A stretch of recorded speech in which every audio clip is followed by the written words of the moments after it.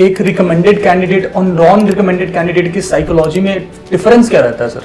तो इस तरह के चैलेंजेस आपके साथ भी आते होंगे, आप कैसे समझ पाते हैं कि नहीं ये डिटरमिन्ड है और ये ईगोइस्ट है? चाहे आईएएस ले लो या पीसीएस ले लो या कोई भी सर्विस लो, कहीं भी साइकोलॉजी टेस्ट नहीं होता।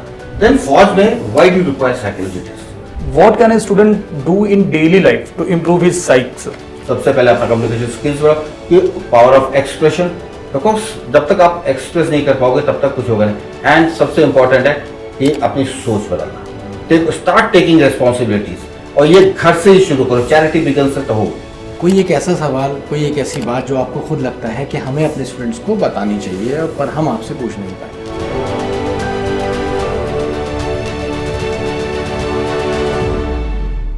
हेलो स्टूडेंट्स, आज हमारे साथ हैं विंग कमांडर वाजपेयी सर, जिन्होंने काफ़ी टाइम तक एयरफोर्स में सर्व किया है और आज हमारे पास ये मौका है कि हम सर से बात करें, सर के एक्सपीरियंसेस को जानें और जानें कि हम एसएसबी में कैसे बेहतरीन तरीके से परफॉर्म कर सकते हैं। सर ने बहुत सारे स्टूडेंट्स को जज किया है और बहुत सारे स्टूडेंट्स सर के थ्रू होते हुए पहुँचे हैं एयरफोर्स में। तो गाइज, आज हमारे साथ आपके पास ये ज़बरदस्त मौका है, आप जानेंगे एसएसबी को inside out wing commander sir Vajpayee sir के साथ। तो सर, मैं आपसे जानना चाहूँगा आपकी पूरी जर्नी कि कैसा रहा, कैसी जर्नी आपकी रही, क्या एक्सपीरियंसेस थे आपके, क्या कभी कुछ एप्रीहेंशंस भी रहे और कैसे वो हमारे स्टूडेंट्स को हेल्प कर सकते हैं सर? Thank you Danish. सबसे पहले मैं बता दूं कि मैंने करीब 26 साल की सर्विस एयरफोर्स में दी है और इस 26 साल में मैंने तरह तरह के रोल किए हैं। इवन ऑफ कारगिल में भी मैंने काफ़ी इम्पोर्टेंट रोल प्ले किया था, जिसके कारण मुझे चीफ का कमेंडेशन भी मिला था।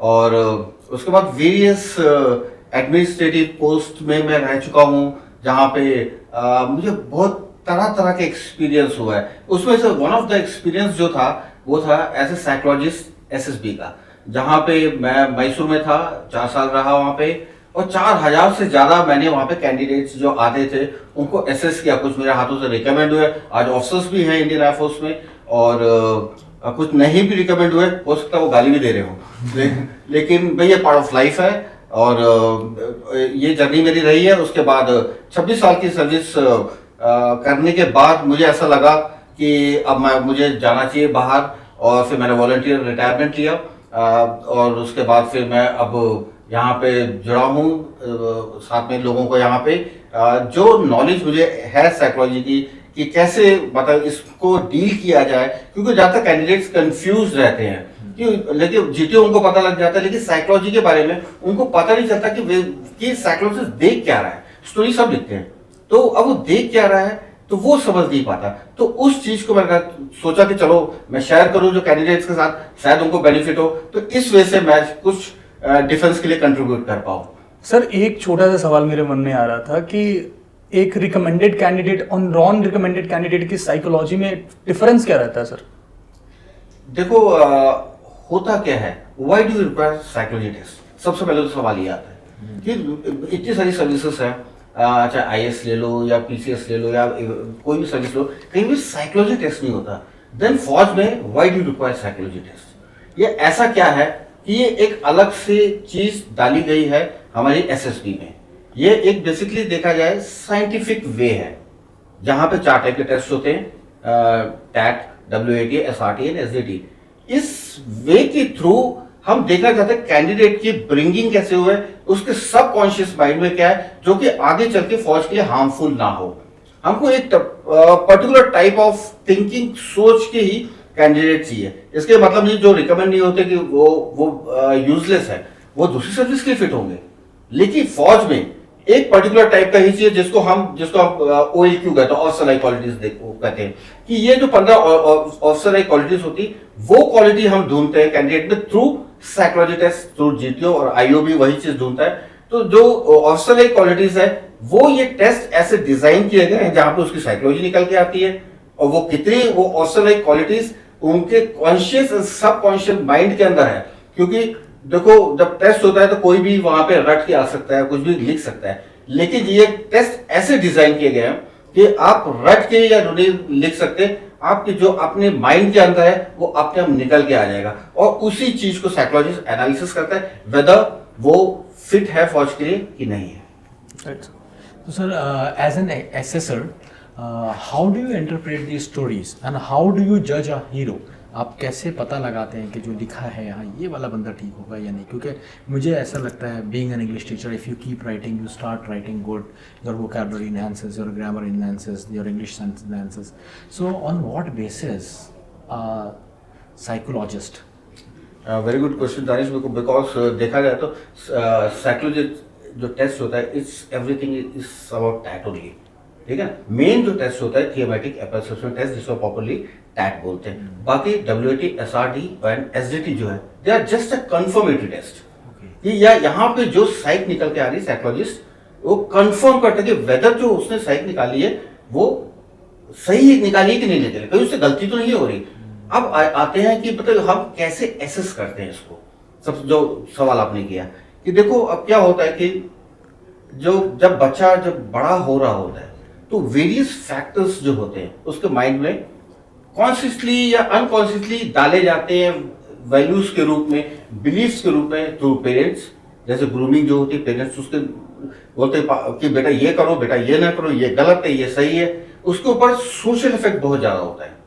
पेरेंट्स का होता है, चाहे उसके सिबलिंग्स हो, उसका होता है, चाहे उसके पड़ोसी हो, चाहे टीचर्स हो और फ्रेंड्स हो, इन सब का इफेक्ट उसके दिमाग में रहता है। तो वो जो उसके दिमाग में कुछ चीजें होती है जो कि कॉन्फ्लिक्ट होती है, जहां पे वो कुछ एग्री नहीं कर रहा होता, कुछ उसके साथ होता है, वो कहीं ना कहीं दब जाती है उसके माइंड में, वो रह जाती है, अनकॉन्शियस उसमें चली जाती है। अब वो भावना दबी तो है, अंदर रखी हुई है, लेकिन अब वो किस रूप में बाहर निकल के आती है, वही ये टेस्ट के थ्रू निकालता है। अब कैसे निकल के आती है? जब भी कोई पिक्चर सामने आती है तो वो जो पिक्चर है वो बेसिकली एक तरह से क्या है कि स्टिमुलस है, कि वो आपके दिमाग को स्पार्क देता है कि अब वहां पे देखा कि हाँ मुझे इसको हीरो सेलेक्ट करना है, अब मुझे what led to that situation, जो एक स्टोरी में होता है कि भाई वो जो पिक्चर है वो ऐसी क्यों है, what led to that situation जब आता है तो वो जो सोच रहा होता है तो उसके तो अंदर की जो फीलिंग है वो कहीं ना कहीं से बाहर निकलने लगती है। जो उसके साथ जो हुआ घटा है वो कहीं ना कहीं अपनी उसको लाइफ से वो रिलेट करने लगता है, ओवर लाइफ से रिलेट करता है, और धीरे धीरे वही चीज स्टोरी में उसके निकल के आती है। इसमें चाहे आप कितना भी रट लो, मे बी आप ज्यादा से ज्यादा एक आधी कहानी रट के लिख लोगे, लेकिन आपको नहीं पता कौन सी पिक्चर दिखाने जा रहे हैं। तो अल्टीमेटली इसमें आप रट के कुछ वो नहीं कर सकते। अगर आप ये सोचो कि मतलब कहीं से रटी हुई कहानी, वो भी साइकोलॉजिस्ट को पता लग जाएगा, क्योंकि वो आपकी साइकोलॉजी के साथ मिसमैच करेगा। तो सबसे पहले इसमें इंपॉर्टेंट है कि ये जो मिसमैच करेगा ये साइकोलॉजिस्ट कैसे जानता है। तो जब ये डोजियर साइकोलॉजिस्ट के पास पहुंचता है तो ही goes through your PIQ form, personal information question है। जब क्या होता है कि जब भी कोई बच्चा जब रिकमेंड होता है तो उसको क्या होता है, 2 कॉपी में PIQ फॉर्म भरवाया जाता है। एक जाता है IO के पास, जहां उसके 70% questions is based on the PIQ form, क्योंकि तुमने खुद भरा है। और साइकोलॉजिस्ट के पास कोई जरिया नहीं है, because it's not interacting with the students, the candidates. वो इंटरेक्ट नहीं कर रहा, वो तो देख भी नहीं रहा है। तो उसके पास क्या है जरिया, सिर्फ एक PIQ फॉर्म है जिसके थ्रू वो पढ़ता है। He wants to know about the candidate, तो वो पूरा पढ़ता है PIQ फॉर्म को, देखेगा भी हाँ इसकी सोशल इकोनॉमी कैसी रही, इसके घर में फाइनेंशियल पोजीशन कैसी थी, किस जगह से आ रहा है, छोटी जगह से आ रहा है कि बड़ी जगह से, मेट्रो से आ रहा है, कहाँ इसकी ग्रूमिंग हुई है, इसके घर में कितने भाई हैं, ये छोटा है कि बड़ा है। फिर सबसे ज्यादा इंपॉर्टेंट आता है कि फैमिली बैकग्राउंड, कि पापा के जिंदा है या नहीं है, मम्मी जिंदा है या नहीं है, दोनों का डिवोर्स तो नहीं हो गया, अगर सेपरेटेड है तो अलग अलग रह रहे, तो ये किसके साथ रह रहा है, ये सब चीजें उसके माइंड में कहीं ना कहीं इफेक्ट करती है। That becomes a matter of conflict. यही कॉन्फ्लिक्ट तुम्हारे दिमाग में कहीं ना कहीं घर कर जाता है। फिर उसके बाद उसकी ये देखा जाता है कि भाई उसकी एजुकेशन कैसी हुई है, किस स्कूल में पढ़ाई की है, किस मीडियम से पढ़ा है, कितने परसेंटेज आई थी, पढ़ाई में कैसा था। फिर उसके बाद उसको अपनी हाइट वेट लिखना होता है, जिससे साइकोलॉजिस्ट जस्ट इमेजिन करता है कि ये हाँ ठीक है, ये इतना हाइट है और इसका वेट है, मतलब अब उसका फिगर बनने लगता है साइकोलॉजिस्ट के दिमाग में। अब वो देखता है कि हाँ ये किस टाइप के गेम्स खेलता है, ये वेदर ही इंडोर गेम खेलता है कि आउटडोर गेम खेलता है। जहाँ पे इसमें PIQ फॉर्म में एक कॉलम होता है जहाँ पे you have to write about your sports and games you play, ठीक है, और कहाँ किस उम्र तक खेला, कोई इंपॉर्टेंट अचीवमेंट तुमने अगर ली है तो वो देखना कि वेदर तुम इंडोर खेलते हो कि आउटडोर खेलते हो। तो अगर आउटडोर खेलते हो यानी that means you are a team worker, आप you believe in the sportsman spirit, और अगर तुम इंडोर रहते हो यानी कि तुम थोड़ा घर में रहने वाले हो, ठीक है, तुम मतलब तुम्हारा स्कोप इस थोड़ा सा नैरो है, वाइड नहीं है। सिमिलरली फिर आता है हॉबीज एंड इंटरेस्ट। अब वो भी अगेन वो देखा जाता है कि वेदर आपकी जो हॉबीज एंड इंटरेस्ट है, कई लोग जैसा हॉबीज एंड इंटरेस्ट में लिखते हैं कि देखिए मेरा हॉबी है इस सर्फिंग, ठीक है, अपना यूट्यूब देखना, मेरा वो रील्स देखना, ये सब लिखते हैं, वो कोई क्रिएटिविटी नहीं आ रही इसमें। वो देखता है कि वेदर जो हॉबीज एंड इंटरेस्ट आपके उसमें क्रिएटिविटी है कि नहीं है। तो that means you have that creativity, you have that ability to solve कोई प्रॉब्लम, क्योंकि तुम सोचते हो, ठीक है, you want to create something, you are taking some kind of responsibility, ठीक है। तो वो चीज एक साइड में निकल के आती। फिर आते co-curricular activities. Again co-curricular activities वो एक्टिविटीज होते हैं which you perform in the group. तो ये देखता है कि वेदर आप ग्रुप वर्कर हो गए, क्योंकि फॉज इज एवरीथिंग अबाउट ग्रुप, यहाँ पे इंडिविजुअल नहीं है, ये पूरा ग्रुप का होता है। Whether you perform in a group और नॉट, फिर important responsibilities you have taken. तो इसको पढ़ के साइकोलॉजिस्ट एक हल्की सी पिक्चर बना लेता है कि इस कैंडिडेट का ये है, इसका सोचने का नजरिया है। Now he goes through a blank story. Blank story वो स्टोरी होती है जो कि 12th स्टोरी होती है, आखिरी स्टोरी होती है टैट की, जो कि क्या होता है कि उस समय टेस्ट होते होते उसका माइंड क्या होता है, एक अनकॉन्शियस स्टेट में चला जाता है। तो जब वो देखता है कि स्क्रीन ब्लैंक है, आजकल तो सबको पता ही होता है कि ब्लैंक है, तो वो ऑलरेडी प्रिपेयर्ड होकर आता है। लेकिन that story should gel up with your PIQ form. अगर वो जेल अप नहीं हो रहा तो समझ में आ जाएगा कि something is wrong, there is a conflict in his mind. इसको समझ में आ रहा कि ये is trying to hide something. अगर मान लो कि वो उसके साथ नहीं आया, तो यानी कि ये रट के आया है या ये कोई अपनी कमी छुपाने की कोशिश कर रहा है। That becomes a matter of investigation, ठीक है। फिर वो आगे चल के WAT वगैरह में इन्वेस्टिगेट करेगा कि क्यों, ठीक है, क्यों ये उस कॉन्फ्लिक्ट के टाइम तो देखना वो वर्ड छोड़ दिया होगा, वो SRT भी छोड़ दी होगी उसने, ठीक है। वो कॉन्फ्लिक्ट रीजन साइकोलॉजिस्ट जानना चाहेगा, तो वो उसको देखेगा। फिर उसके बाद he goes through your self description test, जो आखिरी टेस्ट होता है। नाउ अभी तक उसने टैग नहीं देखा है, अभी वो सेल्फ डिस्क्रिप्शन टेस्ट देखता है।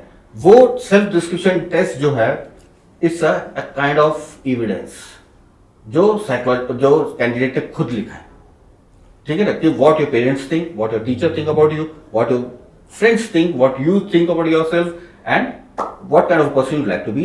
ये 5 क्वेश्चंस है, ये सबको पता है, तो लोग रट के भी आ सकते हैं। लेकिन इस चीज को ध्यान में रखना, what your parents think, it's not the parent ने नहीं लिखा है, it's your think, your thought about your parents. Exactly, ठीक है ना, इस चीज को रखना है, ठीक है, इस चीज को रखना है। तो ये एक एविडेंस होता है कि जो अभी तक जो फाइंडिंग्स जो साइकोलॉजिस्ट ने बनाई, तो उसके बाद इसको पढ़ के वो, एंड ये जो होता है SDT, ये इवन कॉन्फ्रेंस में डिस्कस होता है। कॉन्फ्रेंस में जब कॉन्फ्लिक्ट होता है, जब जैसे कॉन्फ्रेंस में तीनों एसोसिएट जब बैठे होते हैं वहां पे कॉन्फ्लिक्ट, तो साइकोलॉजिस्ट ऐसे प्रूफ दिखाता है, देखो भाई कैंडिडेट तो खुद लिखा है, मैं नहीं बोल रहा हूं, इसने खुद लिखा है, ठीक है ना। That kind of thing it becomes evidence. So it's like Testimony है। one speaks one's mind only. That's And all. you get to know what is happening there. Exactly. अब ये करने के बाद 35 to 40% वो ऑलरेडी पिक्चर बना चुका है अबाउट द कैंडिडेट, कि ये कैंडिडेट की सोच इस तरह की है, ये ऐसा सोचता है। नाउ उस पिक्चर को फिट करता है हर स्टोरी में। टैग में जब जो भी स्टोरी है, जब तुमने हीरो बनाया, अब वो देखेगा उस हीरो का जो भी what led to that situation. अब जैसे जब भी कारण ढूंढता है वो, कि पिक्चर में जो भी सिचुएशन हो रही है, जो भी कारण है, जब वो कारण ढूंढता है तो वो कारण आपके माइंड से उभर जाए, तो वो आपके इसके साथ टैली कर रहा है कि नहीं कर रहा है, तो वहां से उसका सब निकलना शुरू होता है। तो अब यहां से फिर वो साइकोलॉजी बनाना शुरू करता है, एंड करते करते जब वो करेगा, अब उसको ये सब करके बैठ गया, उसने देख ली। नाउ इसको कंफर्म करना है। Next test WAT, word association test, ये भी एक साइंटिफिक टेस्ट है, ठीक है। अब मैं बताऊंगा, आपको खुद वो लगेगा कि अच्छा WAT में ऐसा भी होता है। ये सिंपल सा चीज है। सबसे पहली बात तो देखो, ये सेंटेंस राइटिंग टेस्ट नहीं है, it's not a test of your English language और ग्रामर। लोग ज्यादातर ये सोचते हैं कि सेंटेंस राइटिंग है, सेंटेंस बनाना है। इस वर्ड एसोसिएशन मतलब आप वो वर्ड को देखते आपका दिमाग किस तरफ दौड़ा, किससे एसोसिएट किया, वो चीज वो आती है। अब वो जो एसोसिएट करता है, तो उसका टोन क्या था, उसका रिस्पॉन्स कैसा था, ठीक है। जैसे कि फॉर एग्जाम्पल मैं एक वर्ड बताता हूं, जैसे वर्ड है फादर। आया, ठीक है। नाउ अब कोई लीजिएगा माई फादर इज ब्रेव, ठीक है। अब ये क्या हो गया, माई फादर इज ब्रेव क्या हो गया, रेस्पॉन्स इज पर्सनल रेस्पॉन्स। तुम्हारे फादर ब्रेव हैं, यानी कि मेरे फादर ब्रेव नहीं है, यानी you are being too personal, ठीक है। कोई लोग लिखेगा फादर शुड बी ब्रेव, यानी कि तुम अगेन एडवाइजरी रिमार्क हो गया, रेस्पॉन्स हो गया, यानी you are trying to give a ज्ञान, तो ज्ञान पार्टी के फादर को ब्रेव होना चाहिए। Okay, if I right father is a provider, father is a provider, now अब वो आ रहा उस चीज में, लेकिन पहले मैं इसको इस चीज को रेस्पॉन्स को कंप्लीट करता हूँ। कोई लिखता है Mahatma Gandhi is father of the nation, now it becomes a factual response, but ये फैक्ट है, इसमें नथिंग न्यू, ठीक है। और किसी ने ब्लैंक छोड़ दिया ना, या इनकम्प्लीट छोड़ा, that becomes a matter of investigation कि फादर के आते इसने ब्लैंक क्यों छोड़ा, दैट मीन्स इसके माइंड में सम कॉन्फ्लिक्ट था, सम सप्रेस कॉन्फ्लिक्ट आइडिया था जिसको वो उजागर नहीं करना चाहता, इसलिए उसने छोड़ दिया। इसलिए ब्लैंक छोड़ना बिकम्स अ मोर वो, ठीक है ना। नाउ अगर कोई लिखता है फादर्स आर ब्रेव, बस खाली, that becomes a observational response, कि मतलब उसने क्या कि सारे फादर ब्रेव हैं, खाली वो नहीं, वो ऑब्जर्वेशनल रेस्पॉन्स हो गया। और वही चीज देखना चाहते हैं कि your response should be observational response. अब ये जो चीज है, ये जो 5 तरह के जो रेस्पॉन्स होते हैं, ये टैट के साथ तुम्हारा टैली करना चाहिए। तो टैट में तुम्हारे रेस्पॉन्सेस जो निकले हैं, वैसे तो दिखाई पड़ रहा है कि तुम यहाँ पे ज्ञान दे रहे थे ज्यादा, ठीक है, और यहाँ पे सेम रेस्पॉन्स निकल के आएगा, तो ये चीजें यहाँ से कंफर्म करता है। Now coming to the SRT, ठीक है। इसके बाद नेक्स्ट कंफर्मेटरी टेस्ट है एसआरटी। अब एसआरटी में यहाँ पे टैट में situation was created by you, यहाँ पे आपने सिचुएशन क्रिएट करके उसको सॉल्व किया है। अब सेम मिलता जुलता एक एसआरटी में भी सिचुएशन हो गया, वहां पे देखेगा whether you have solve the same way और नॉट, समझे बात, क्योंकि यहाँ पे आपने कुछ ऐसी सिचुएशन क्रिएट की और उसको सॉल्व किया, यहाँ पे देखते थे तुमने सॉल्व की कि नहीं की, वैसे वो साइकोलॉजिस्ट को मालूम होता है कहाँ पे है वो एसआरटी उस टैग से रिलेटेड।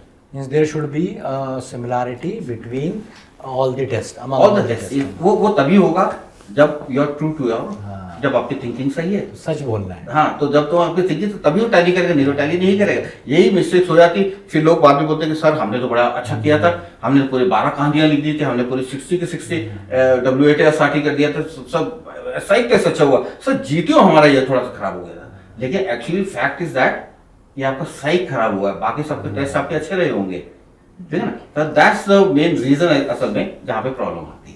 अच्छा सर, जैसा आपकी बातों से लगा कि psychology play a vital role in the recommendation of a candidate, what can a student do in daily life to improve his psych sir?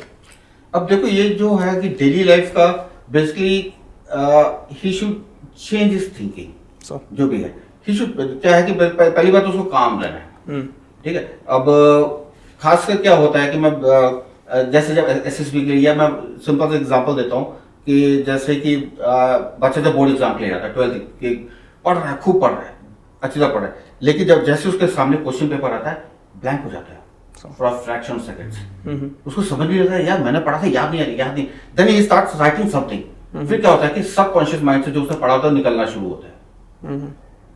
होता है, फिर वो लिखना शुरू होता है, देन वो फ्लो में आ जाता है। लेकिन इधर इस साइक टेस्ट में you are not getting that time. अच्छा, यहाँ पे तुम अगर सोचने लगोगे तो क्या होगा, नेक्स्ट पिक्चर आ जाएगी या नेक्स्ट वर्ड आ जाएगा। अच्छा, या एसआरटी में तुम्हारे 20-25 ऊपर हो ही नहीं पाएंगे, बिकॉज यू स्टार्टिंग थिंकिंग। तो यहाँ पे फर्स्ट रेस्पॉन्स ही वो चीज रेस्पॉन्स होना चाहिए। अब वो फर्स्ट रेस्पॉन्स ही आपका अच्छा रेस्पॉन्स हो, तो वो उसके आपको सोच बदलनी पड़ेगी।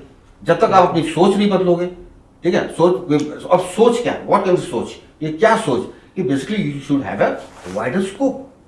खाली अपने बारे में नहीं सोचना, आपको ब्रॉड माइंडेड, दूसरों के बारे में भी सोच रहा है। जब आप वैसे सोचोगे तो अपने आप आपकी सोच बदलती चली जाएगी। जब आप पॉजिटिविटी की तरफ सोचोगे, ठीक है, भला करना, दूसरों के भी करना, ठीक है, तो अपने आप आपकी सोच बदलती चली जाएगी, तो आपकी कहानियां भी वैसी निकलती चली जाएंगी। तो अपने आप जब तक आप, और ये सोच, अब क्या होता है कि बचपन से ही सोच तो आपके मान लो कि खराब हो चुकी है, तो उसको बदलने में भी टाइम लगेगा।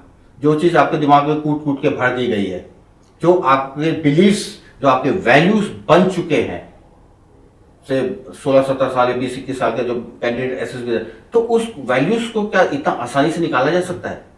बिल्कुल नहीं निकाला जा सकता। तो इसलिए राइट फ्रॉम नाउ, अगर ठीक है, अगर वो वैल्यूज है तो उस वैल्यूज को निकाल के आप उसको चेंज कर सकते हो अपनी सोच को बदल के, कि नहीं मुझे ऐसा सोचना है, मुझे ये सोचना है, क्योंकि मुझे ब्रॉडर दूसरे के बारे में भी सोचना है। I should be a team worker, मुझे खाली अपने लिए नहीं सोचना है।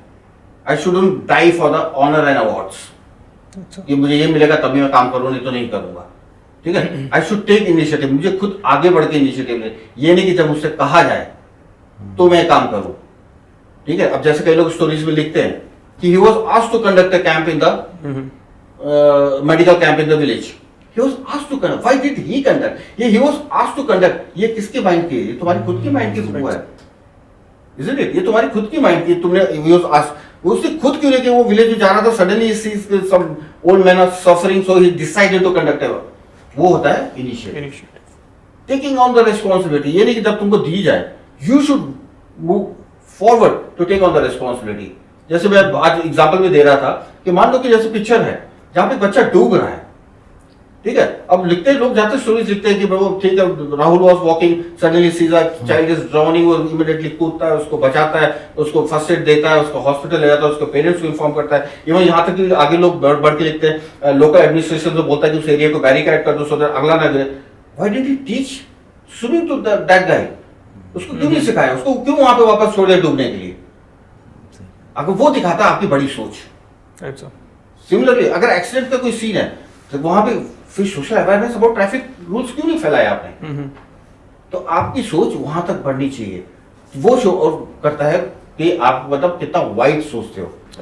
कि ये आपका जो स्टैंडर्ड जो पहले स्टार्ट वो होता था, अब उससे हट के यू हैव टू बी, तभी जो सक्सेस रेट है इस 3%। खाली एसएसबी का जो सक्सेस रेट है, कहानी सब लिखते हैं लेकिन रिकमेंड खाली 100 में 3 ही होते हैं, स्क्रीन आउट हो जाते हैं, स्क्रीन आउट हो जाते हैं या मतलब कॉन्फ्रेंस आउट हो जाते हैं। बिकॉज हुआ क्या है, बाकी 3% हुए, बाकी लोग कहाँ चले गए?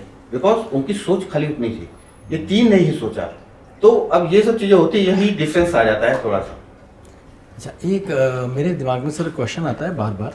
बहुत सारे स्टूडेंट्स होते हैं जो होते असल में डिटरमिनेंट है, और कभी कभी मैं उन्हें जज गलत कर जाता हूँ, मुझे लगता है ये ईगोइस्ट है। लेकिन जब मैं उनके साथ थोड़ा टाइम बिताता हूँ तो समझ में आता है नहीं, ये ईगोइस्ट नहीं था, ये डिटरमिनेंट था।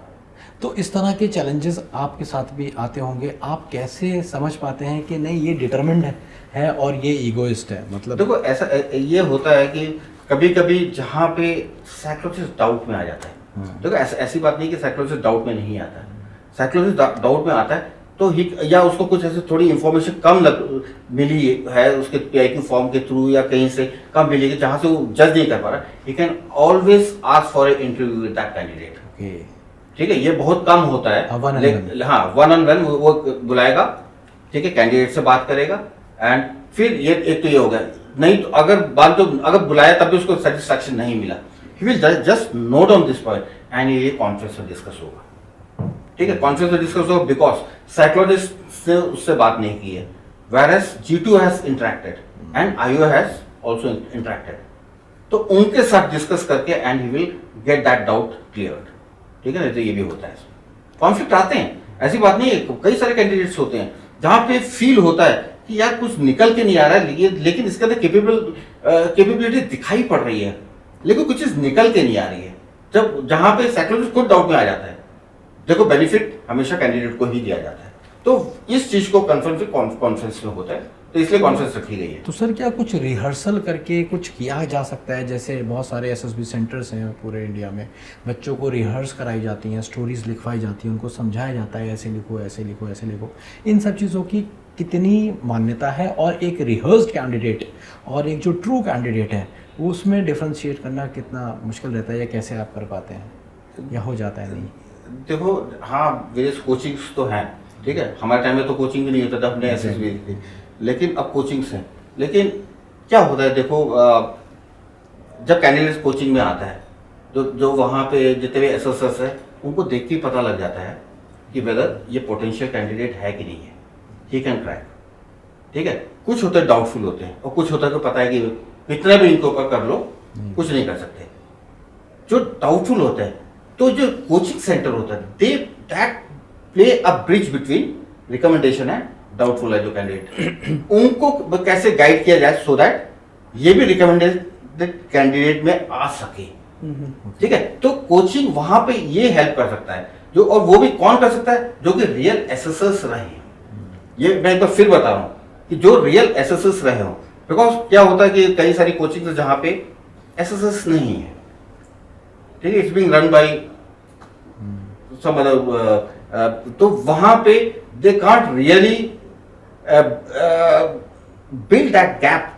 उनको पता नहीं एग्जैक्टली साइकोलॉजिस्ट क्या देख रहा है, जीटीओ क्या देख रहा है एंड आईओ क्या देख रहा है, उनको नहीं पता है, लेकिन जो एसएसएस है उनको पता है, वो गैप को फिल अप कर सकते हैं। तो यहाँ पे कोचिंग यहाँ पे जरूर थोड़ी सी काम आती है, जहाँ पे जो डाउटफुल कैंडिडेट है, जहाँ पे लग रहा है कि हाँ थोड़ा सा कैंडिडेट को अगर हम थोड़ा सा गाइड कर दें ये क्रैक कर लेगा। ठीक है, और होता है ऐसे, ऐसे मैंने देखा है कई सारे कैंडिडेट्स ऐसे रिकमेंड हुए हैं जहां पे थोड़ा सा बच्चे को गाइड किया, बस थोड़ा सा, मतलब उनका कोई वो नहीं था, उनको थोड़ी सी गाइडेंस की जरूरत थी कि हाँ भाई तू यहाँ पे ऐसा लिख, तुमको कोई रोक नहीं सकता, तुम्हारे थॉट अच्छे हैं लेकिन you are not being able to express, या तुम इसको ठीक से लाइन पे नहीं बैठा पा रहे, लॉजिकल फ्लो नहीं लेके आ रहे। एक बार वो लॉजिकल फ्लो मिल जाती है जहां पे ये गेट रिकमेंडेड, तो यहाँ coaching plays a good role, कोई डाउट नहीं है इसमें। सर एक बहुत कॉमन सा क्वेश्चन आता है बहुत स्टूडेंट्स का कि like psychology test is conducted in English only, you have to give your responses in English only, तो उसमें ग्रामर और स्पेलिंग मिस्टेक्स ये सारे रोल प्ले करते हैं क्या? नहीं, इसमें देखो क्या है कि देखो, एक बार फिर मैं बताऊंगा, मैं इवन क्लासेस में ये चीज बताता हूँ, it's not a test of your English language, it's not a test of your grammar, it's not a test of your phrases, noun, ये वो, इस चीज का ये टेस्ट नहीं है।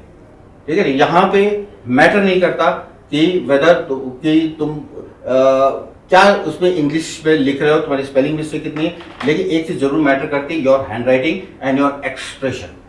मतलब एटलीस्ट साइकोलॉजिस्ट को पता तो चले कि तुम कहना क्या चाहते हो, दैट शुड कम आउट। ठीक है, अगर वही चीज नहीं निकल के आ रही है, that means you lack the expression, your communication skills are week.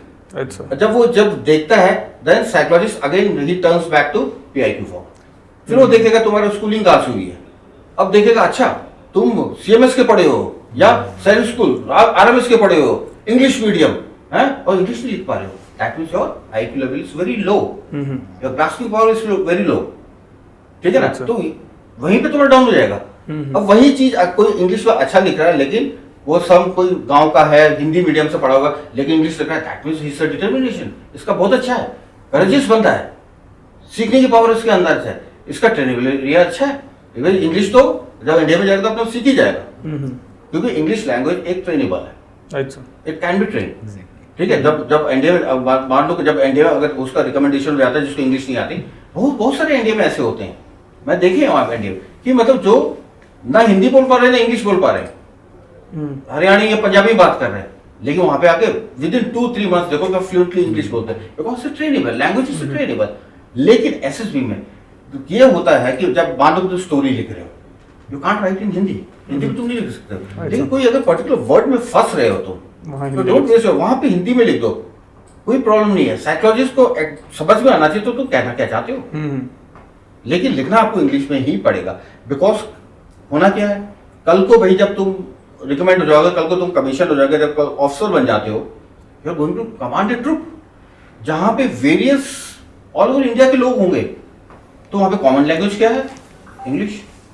अब साउथ से भी होंगे, वहां पे नॉर्थ से भी होंगे, अब सबसे तुम हिंदी में नहीं बोल सकते हो, तो इंग्लिश एक कॉमन वो हो जाती है, लैंग्वेज हो जाती है, जहां पे एवरीवन कैन अंडरस्टैंड। तो एटलीस्ट यहाँ पे ये नहीं तुम्हारी इंग्लिश लैंग्वेज का टेस्ट नहीं हो रहा, वो ऑलरेडी रिटर्न में हो चुका है, रिटर्न में इंग्लिश का तुमने पेपर क्लियर किया है, लेकिन यहाँ पे देख रहे हैं कि whether you are able to express और नॉट। फर्स्ट, सेकेंडली आपकी हैंडराइटिंग ऐसी होनी चाहिए कि भाई साइकोलॉजिस्ट पढ़ पाए, समझ पाए। ठीक है, नहीं तो कई लोगों की हैंडराइटिंग ऐसे होता है कि पढ़ो तो सर में दर्द होना शुरू हो जाता है, यू मतलब समझ नहीं आ रहा तो कि लिखा क्या उसमें, देन साइकोलॉजिस्ट इतना टाइम नहीं वेस्ट, रीडेबल हो तो इतना टाइम नहीं वेस्ट करके हटा देगा सिर्फ, जब उसको समझ में नहीं आ रहा क्या करेगा। तो इसलिए हैंडराइटिंग पे थोड़ा सा ध्यान देना है, and expression, what you want to say, don't worry about the grammar, grammar की वरी मत करो, फुल स्टॉप कॉमा इन सब चीजों को वरी मत करो, लेकिन एक्सप्रेशन एंड ऑब्वियसली जब तुम्हारा एक्सप्रेशन अच्छा होगा, your story should be that between 100 to 120 words. नहीं तो क्या होता है, कई लोगों की स्टोरी मैंने देखा 3-4 लाइन में ही खत्म हो जाती है, 5 लाइन में ही स्टोरी खत्म कर दी, उसने ये गया ऐसे किया ऐसे किया ऐसे किया, हो गया मैजिक। साइकोलॉजिस्ट यही तो देखना चाहता है कि क्या एफर्ट्स डाले, क्या रिसोर्सेज उसने यूज किए, बिकॉज उसने ही नहीं यूज किया, इट्स योर रिसोर्सफुल माइंड। क्या क्या रिसोर्स तुमको दिखाई पड़ते हैं उस पिक्चर में, वो तुम्हारा माइंड है, वो उस हीरो का नहीं है। तो वही तो साइकोलॉजिस्ट ढूंढना चाहता है, तुमने 5 लाइन में स्टोरी खत्म कर दी। Right sir.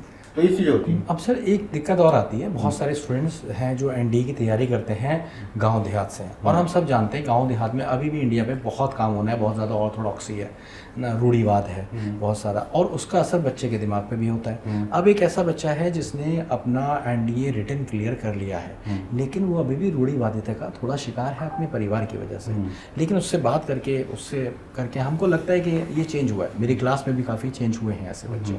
तो मुझे ऐसा लगता है कि जब ये एनडीए में जाएगा, पता नहीं इसको लेंगे या नहीं लेंगे। मेरे कहने का मतलब है कि एक बेनिफिट ऑफ डाउट कितना देते हैं आप स्टूडेंट? बेनिफिट ऑफ डाउट देखो हमेशा कैंडिडेट को ही दिया जाता है, बिकॉज अगेन जो रूढ़िवादी आप जो कह रहे हैं ये भी एक ट्रेनेबल है, ठीक है। अच्छा। वो है वो इसलिए बिकॉज सबके साथ उसके घर के ऐसे हैं। Exactly. लेकिन वंस तुम एसएसबी में आते हो तो दैट वो जो है वो चीज आपकी साइकोलॉजी में निकल के यानी कि आपके इनर माइंड में आपके वो रूढ़िवादी नहीं है। You just because the pressure of your parents, pressure of your elders, pressure of society is making you to follow that norms. Otherwise तुम दिल से नहीं हो, तभी तुम्हारी स्टोरी में वो चीज निकल के नहीं आ रही। तो दैट बिकम्स अ ट्रेनेबल। तो उस कैंडिडेट को तो हम एकदम इस पार्ट को इग्नोर ही कर दिया जाएगा। अच्छा, बहुत बढ़िया। सर हॉबीज इंटरेस्ट ये कितना रोल प्ले करते हैं किसी के रिकमेंडेशन में?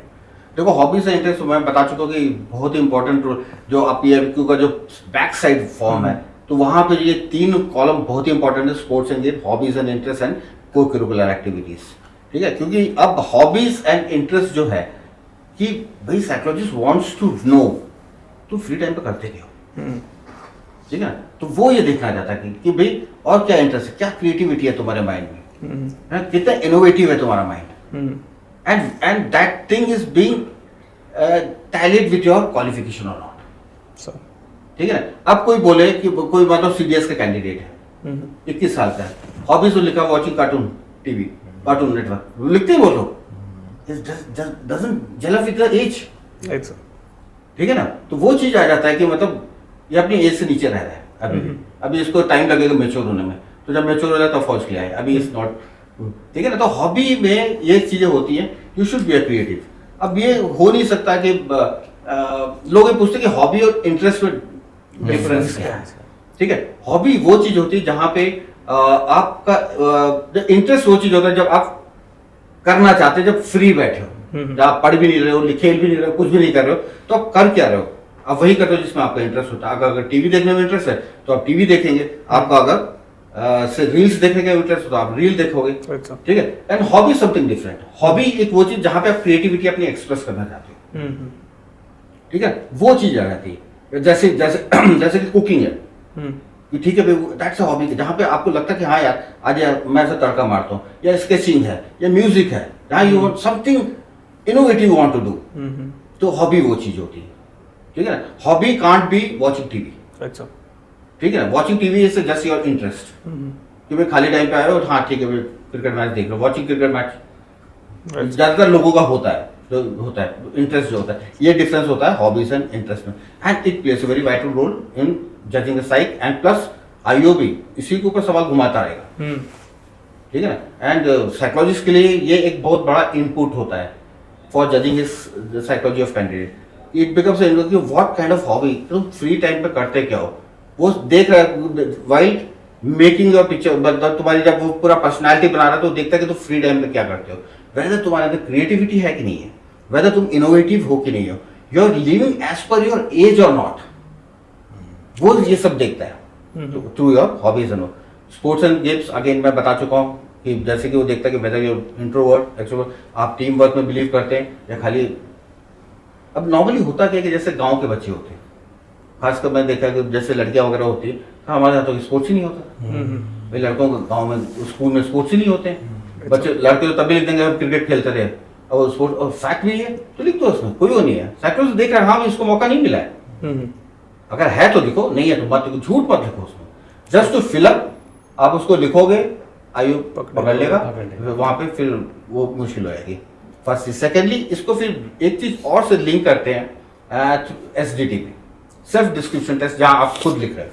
So, तो आप एक तरफ लिख रहे हो कि योर टीचर थिंक, आपने लिखा कि my teacher think I am very good in studies and take all the part in school activities, और को करिकुलर एक्टिविटीज में कुछ लिखा ही नहीं आपने। so, that means you are boosting yourself. so, ठीक है, आप अपनी ही तारीफ करना चाहते हैं, या तो फिर देखो कौन सी एक्टिविटी स्कूल, अब वो झलक होना चाहिए, वो टैली करना चाहिए। आपने लिखा है वेरी गुड इन स्टडीज, लिखी आपने लिखा है, और यहाँ पे जब वो पन्ना पलट के PIQ में देखता है तो आपको सिर्फ 55% है। How can you be very good in studies with 55%? अच्छा, ठीक है ना। तो लोग ये चीजें सब टैली करनी चाहिए, क्योंकि यहाँ पे साइकोलॉजिस्ट के हाथ में तुम्हारा PIQ फॉर्म है, again filled by you, SAT filled by you, यहाँ से काफी कुछ निकल के आ जाएगा।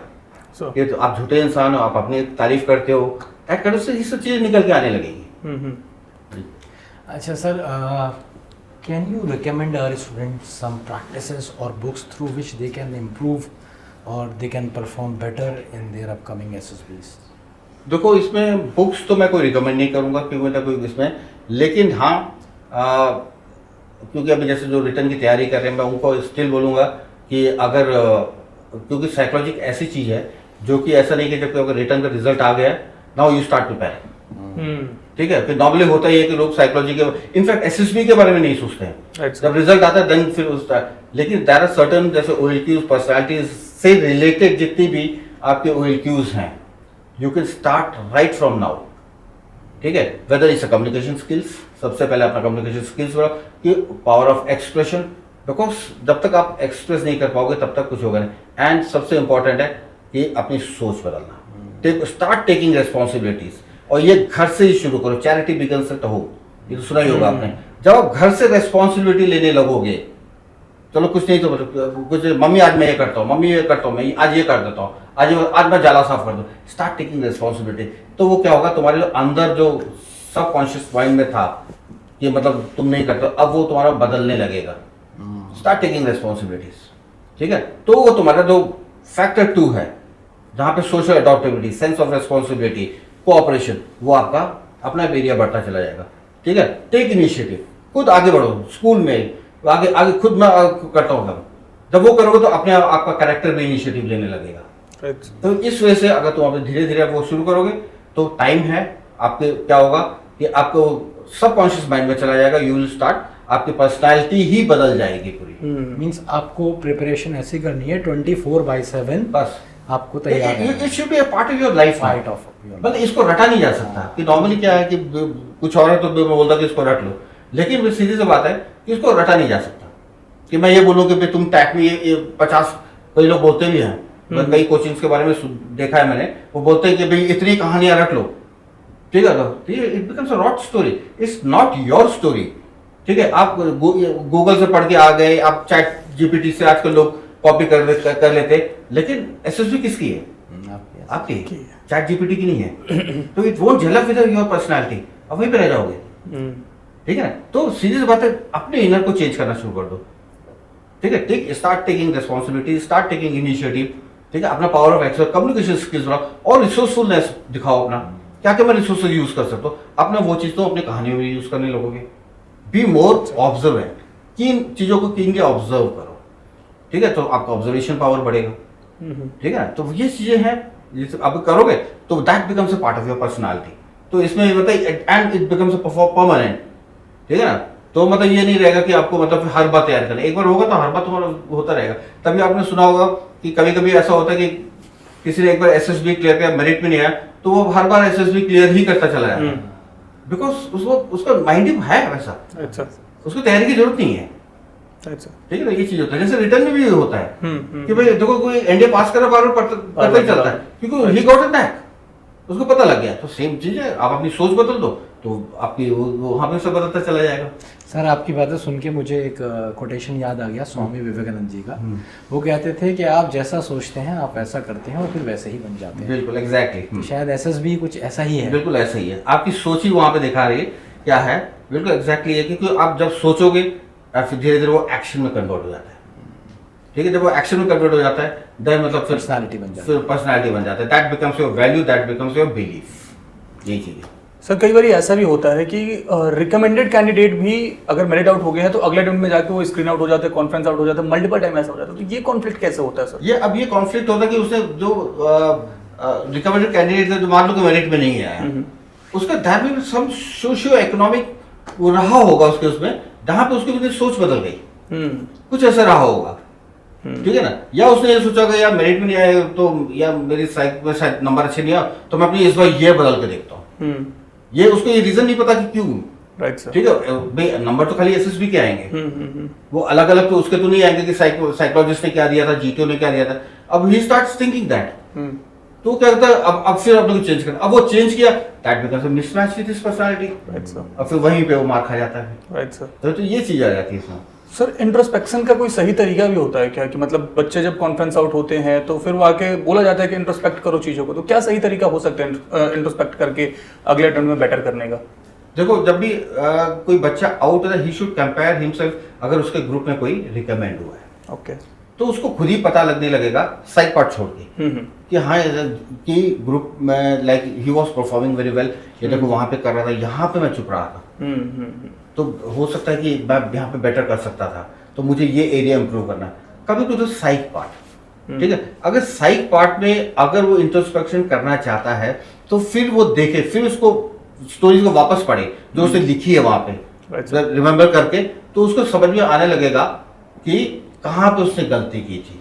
ओके, क्योंकि अब उस समय तो उसने जल्दी में क्या जो भी टाइम लिमिट था उसी में लिख रहा था वो, बिल्कुल, ठीक है, एग्जैक्टली वो कर। लेकिन जब वो बाद में आकर उसी को एक एक पिक्चर को एनालिसिस करे, यार रिजल्ट में ये भी कर सकता था, ये भी फैक्टर डाल सकता था, ये भी डाल सकता था, ये चीज आ जाती है इसमें। Right sir. अच्छा सर, हमने बहुत सारे सवाल पूछे आपसे, कोई एक ऐसा सवाल, कोई एक ऐसी बात जो आपको खुद लगता है कि हमें अपने स्टूडेंट्स को बतानी चाहिए पर हम आपसे पूछ नहीं पाए, तो कुछ ऐसा है सर तो ज़रूर बताइएगा आप। और साथ में सर मैं एक चीज़ और ऐड ऑन करूंगा, जैसे कैंडिडेट बहुत तरह के ऑब्वियसली आपने एसेस करे होंगे, तो उसमें कुछ वैसी स्टोरीज भी रहती होंगी जो थोड़ी फनी सी है और हमेशा के लिए याद रहेगी, वैसी कोई इंसिडेंट सर अगर आप शेयर करना चाहें? स्टोरीज तो ऐसे बहुत सारी होती हैं जहाँ पे सही में हंसी भी आ जाती है, क्योंकि क्या होता है कि अब देखो कई लोगों को नॉलेज नहीं होता है कि they are going for a psych test. सबसे बड़ी बात है कि होता क्या है कि जब आते हैं लोग उनको ये इतना पता ही नहीं कि साइक टेस्ट के लिए जा रहे हैं, उनको ये लगता है कि हम स्टोरी लिखने जा रहे हैं,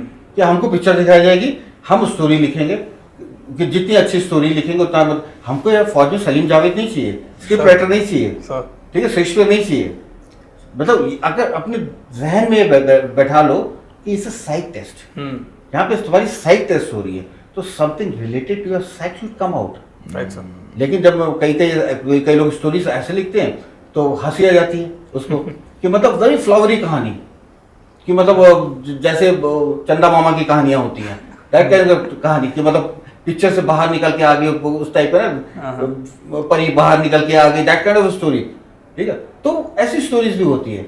सिमिलरली वर्ड एसोसिएशन टेस्ट, अब लोग उसको मतलब बढ़िया सेंटेंस बना रहे, अगेन यहाँ पे सेंटेंस राइटिंग नहीं है, इट्स एसोसिएशन। उस वर्ड को देख के तुम्हारे दिमाग में क्या चीज स्पार्क हुई, कोई भी वर्ड आता है तो कुछ ना कुछ स्पार्क होता है, बिल्कुल होता है कि नहीं होता है, तो वो क्यों होता है, क्योंकि वो कहीं ना कहीं तुम्हारे दिमाग में बैठा हुआ है, ठीक है। जैसे अगर मैं बोलूं 25 अगस्त, कुछ स्पार्क हुआ, अच्छा ठीक है, ओके 15 अगस्त इंडिपेंडेंस डे, क्यों, ये कहां से आया, 25 अगस्त क्यों नहीं हुआ, इसलिए नहीं हुआ क्योंकि वो मेरा बर्थडे है, तुम्हारे उसमें क्यों स्पार्क हुआ?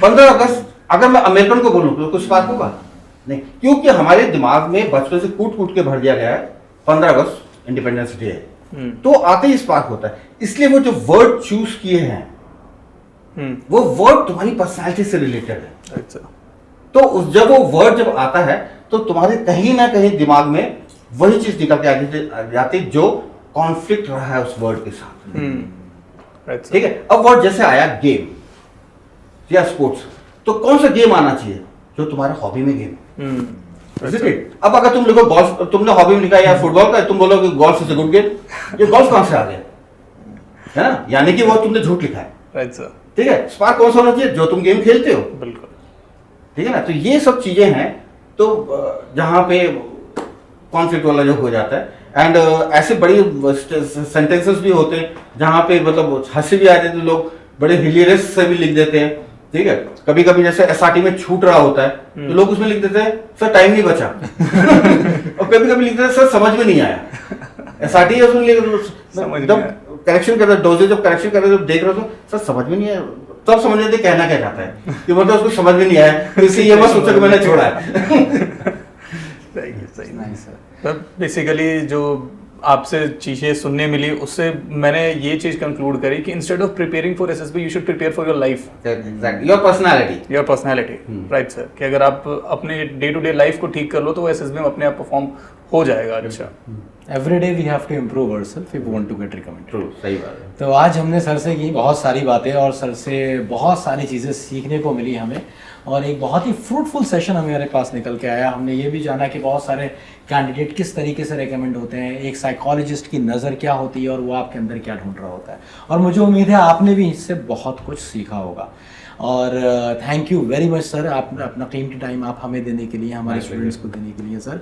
और मैं आपसे बार बार सीखता रहूँगा और इस तरह के सेशंस हम दोबारा भी करते रहेंगे। Okay, thank you thank you sir.